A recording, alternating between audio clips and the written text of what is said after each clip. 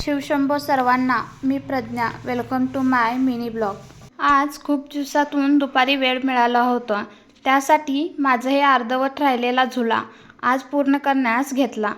पण मग मध्येच लक्षात आलं की आपल्याला उद्याच्या भाजीसाठी गवारी नीट करावी लागेल. त्यासाठी आहे तो झुला हातातून बाजूला ठेवला आणि नंतर गवारी नीट करून घेतली. मग सकाळी वाळत घातलेले वेपर्स आणण्यासाठी टेरेसवर गेले. वेपर्स घेऊन खाली येताच पटकन अशा एका पॉलीबॅगमध्ये भरून नंतर डब्यामध्ये पॅक करून ठेवले, कारण वरती असताना परत मऊ पडतील म्हणून. त्यानंतर मग घर स्वच्छ करून घेतलं. त्यानंतर थोडं फ्रेश झाले आणि नंतर घरातल्या कामांना सुरुवात केली. आधी इतके सारे कपडे होते ते आधी घडी करून घेतले, त्यानंतर दिवाबत्ती देखील करून घेतली आणि संध्याकाळच्या स्वयंपाकाला लागले. सर्वात आधी कणिक मळून घेतली, मग त्यानंतर भाजीला काय करायचं हे टेन्शन. तुम्हाला पण असं येतं का टेन्शन?